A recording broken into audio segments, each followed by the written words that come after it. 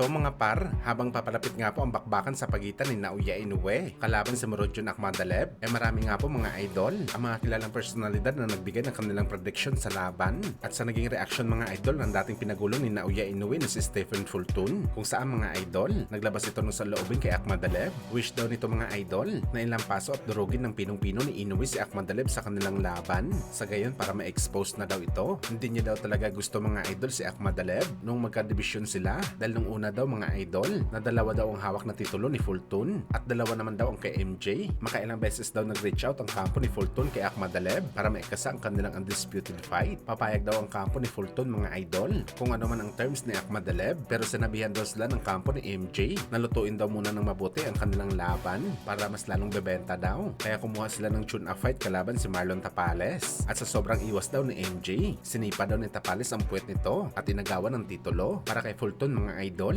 Ayaw daw nito ng klaseng ugali ni Akhmadaliev, umiiwas sa undisputed fight na meron naman sila dati pagkakataon na maikasa ito at ang natalo ito kay Tapales. Saka daw ito nagiyak para labanan si Inoue at ito ang hindi gusto ni Fulton kay MJ. Kaya sana daw mga idol ilang paso ni Inoue si Akhmadaliev sa laban nila.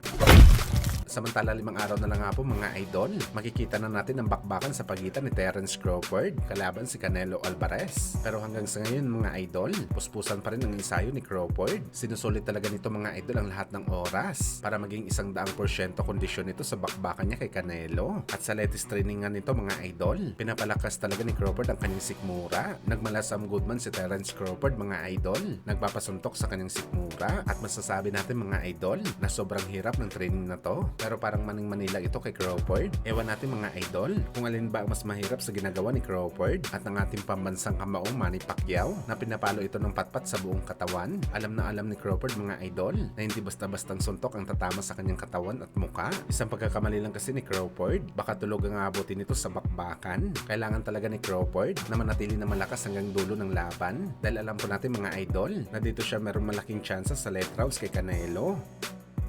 Samantala speaking kay Canelo at Crawford mga idol, hindi pa rin nga po mga idol binabago ng ating pambansang kamao Manny Pacquiao ang kanyang prediction sa laban. Papanig pa rin daw siya sa Mexican superstar para manalo sa laban na to. At ang dahilan ni Pacman, parehas din sa mga rason ng mga eksperto. Masyado malaki si Canelo para kay Crawford. Isang elite fighter din daw kasi mga idol si Canelo. Matalino din makipaglaban. Pero hindi daw ibig sabihin ni Pacman dito mga idol na wala ng laban si Crawford. I-improve lang daw ni Crawford ang skills nito sa malayuan na bakbakan. Gamitin ng mabuti ang bilis ng kamay at paa dahil ito daw ang pangunahing arsenal na makakatalo kay Canelo. Malamang tiyanta ni Pacman mga idol na mabagal itong si Canelo, kaya advantage kay Crawford kung mabilis ito. Pero ang tanong dito mga idol, bibilis ba si Crawford? Lalo pa dumagdag ito ng 3 dibisyon na timbang sa bakbakan nito kay Canelo.